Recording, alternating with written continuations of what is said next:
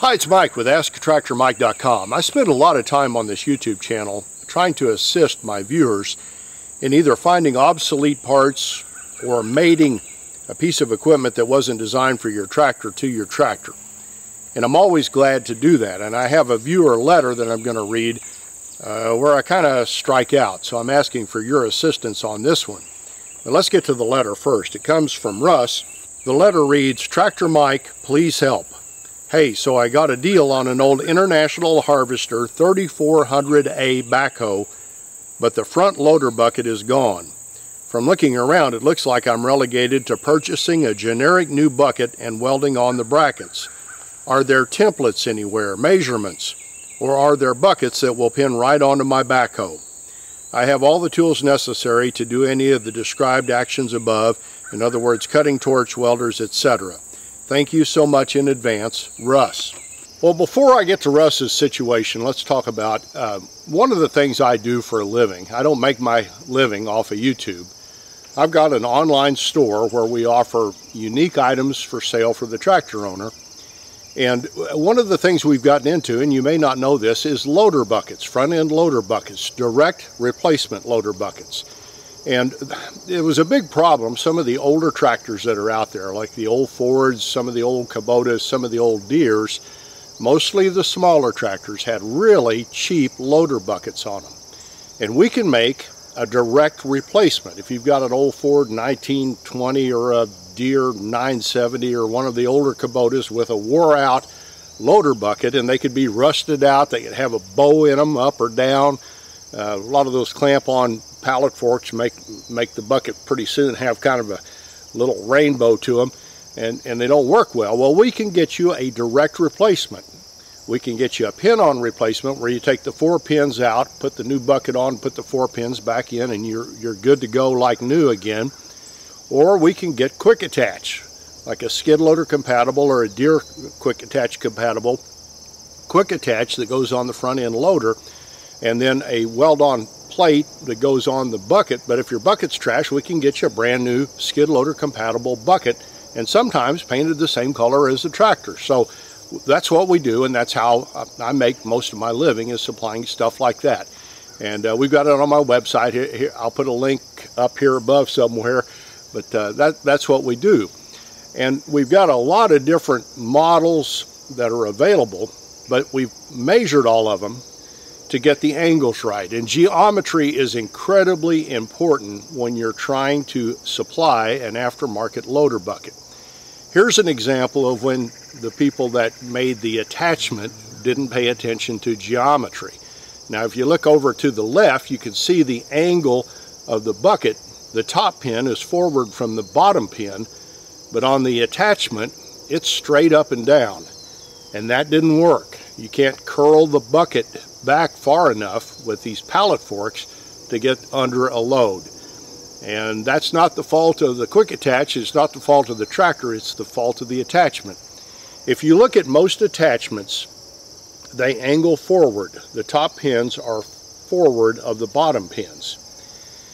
And in Russ's case, we need to know exactly what that angle is and the distances between the pins.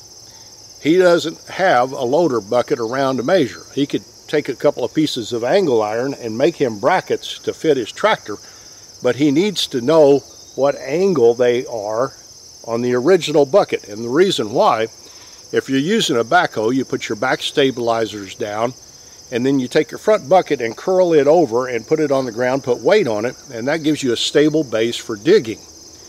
And in order to get that front bucket to turn over and go flat on the ground, you've got to know those angles, because if your distance is off on your pins or your angle is off, then that bucket's not going to give you a flat contact with the ground. And so that's where we are with Russ's situation.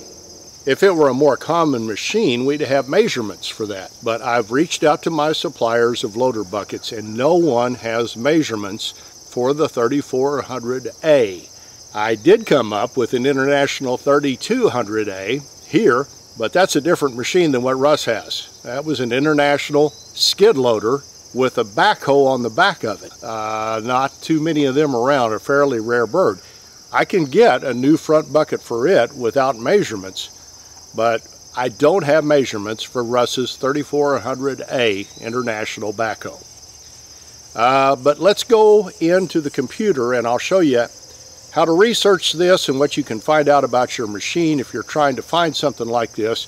There's a lot of things you can do online, but these measurements are not available. But let's go and look at parts for Russ's machine. I'll show you some things you may not know. First off, I really didn't know what a 3400A was, and so I went to tractordata.com, and that's my go-to place for tractor specs.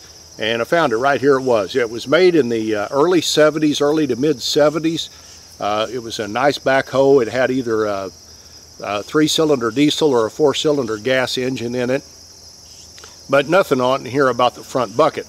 Now occasionally you'll find one of these machines, like when it was made, where the ag division and the industrial division were supplying the same buckets for their machines. In other words, there would be a farm tractor with a bucket and a backhoe with a bucket, and they were the same bucket, and you could exchange them back and forth. I don't think that was the case in this situation, because I don't see a listing for a comparable model on the ag side. And I reached out to my suppliers and asked them about it, and they didn't know of that either. They think that 3400A was kind of a unique machine.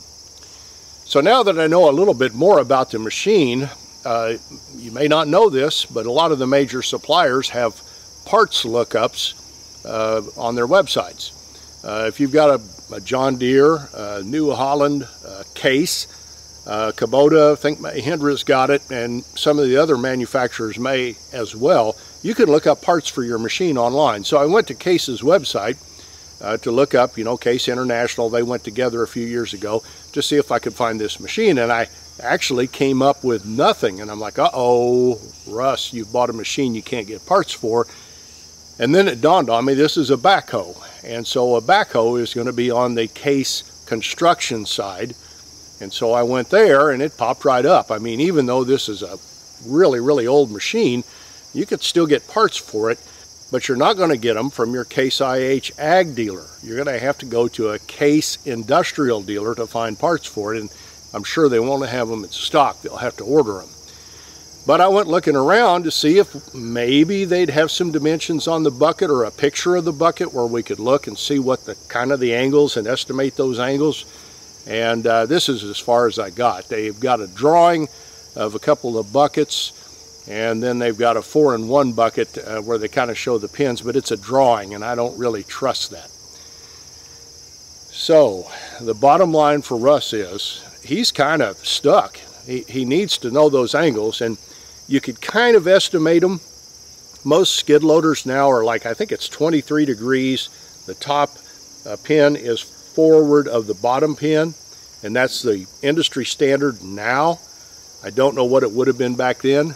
The other thing I thought for Russ, and I suggested this to him, is that he go to salvage yards, maybe do some calling around and see if he could find one there.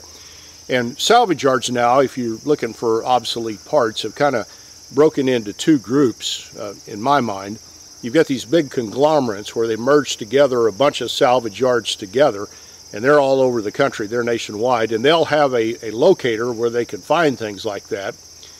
Or I've got a list that I'll probably post this on my website, but a list of salvage yards around the country that specialize in a certain brand of tractor. And you have still some ma and pa type salvage yards where they specialize in a brand, and they'll do business all over the world with that one brand. But I went to the part for Case IH, and here's what I found. There's several different salvage yards that specialize in Case IH parts. And Russ could contact any of them, and maybe there'd be somebody with a used bucket for sale that they would send to him, or maybe he could drive to that salvage yard and slip in and pretend he's interested in that bucket and get the angles and the measurements from them. And this list, I'm going to give credit here, came from S&H Farm Supply, the place I used to work. When we do a trade-in and we were looking for any kind of obsolete parts for it, we had this list of salvage yards that we could call and possibly find something that we couldn't get new from the supplier. So I'll post this on my website. This is something that people might need, and I'll put it in a PDF in downloadable form. if you need to find replacement parts, salvage. And it's kind of a nice list to have. So in the end, what Russ is probably going to end up doing is buying a bucket off of something, a heavy-duty bucket of some kind, and then estimating the angles. Or if you know somebody that's got a 3400A and the measurements are how far the pins are apart, and then at a straight angle how far forward that top pin is from the bottom pin, that would really help him out. You could put it in the comments and I'll make sure he sees it. But that's what he needs. And I think Russ lives in Oklahoma, so if you know of a machine within driving distance, he might drive and go see it just to get those accurate measurements. So when he does weld up a new bucket, all the angles are right and the tilt and curl works the way it's supposed to. Well, I appreciate you watching my videos. I would be honored if you would subscribe to my YouTube channel. You could do that by clicking the mic face icon and check the bell so you get notified when I post future videos. Here's a link to my website, and you've got an old rusted out or bowed bucket, you might be able to find one on there to replace it. And if you don't see yours, let me know. We'll try to find you one. Here's a couple other videos you might want to watch. Thanks for watching.